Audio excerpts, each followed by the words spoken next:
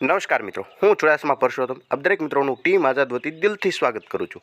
મિત્રો, આઈપીએસ હસમુખ પટેલ સાહેબ દ્વારા એક મહત્ત્વની જાહેરાત કરવામાં આવેલી છે કે હમણાં ચૂંટણી પહેલાં કોઈ પણ જાતની નવી ભરતીની જાહેરાત કરવામાં નહીં આવે।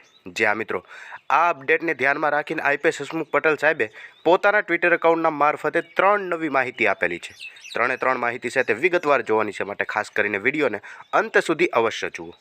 સૌથી પહેલી અપડેટની વાત કરીએ તો આઈપીએસ હસમુખ પટેલ સાહેબ દ્વારા ગઈકાલે અપડેટ આપવામાં આવેલી છે, જેમની અંદર તે જણાવે છે કે પંચાયત પસંદગી મંડળ દ્વારા હમણાં કોઈ પણ નવી ભરતી જાહેર થવાની નથી। જે હા મિત્રો, પંચાયત પસંદગી દ્વારા ચૂંટણી પહેલાં કોઈ પણ જાતની નવી ભરતી જાહેર કરવામાં નહીં આવે, જેમની ચોખવટ છે તે આઈપીએસ હસમુખ પટેલ સાહેબ દ્વારા પોતાના ટ્વિટર એકાઉન્ટના મારફતે કરવામાં આવેલી છે।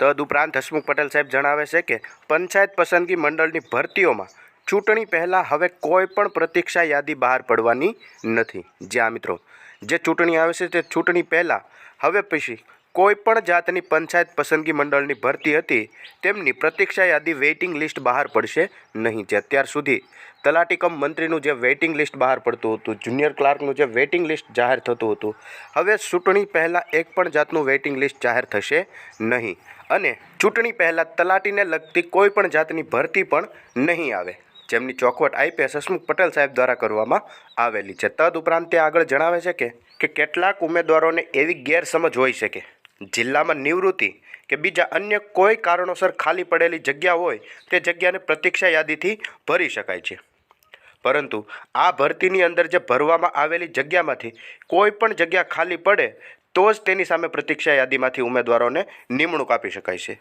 જ્યાં મિત્રો, આઈપીએસ હસમુખ પટેલ સાહેબ એવી રીતે સમજાવે છે કે ઘણા ખરા ઉમેદવાર મિત્રોને એવી ગેરસમજ થતી હોય છે કે જિલ્લાની અંદર જો કોઈ કર્મચારી સાથે નિવૃત્ત થાય અથવા તો બીજા કોઈ કારણોસર ખાલી જગ્યા પડે તો તેમને પણ પ્રતીક્ષા યાદીથી ભરવામાં આવતી હોય છે, પરંતુ એવું નથી હોતું।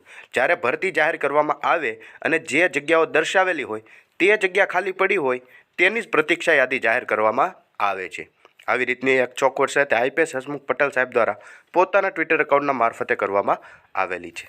જે હા મિત્રો, હસમુખ પટેલ સાહેબ દ્વારા જે માહિતી આવે છે તે તમામ માહિતી તમારા સુધી સૌથી પહેલાં પહોંચતી રહે, માટે ખાસ કરીને વિડીયોને લાઇક કરી ચેનલને સબસ્ક્રાઈબ જરૂરથી કરી લેજો।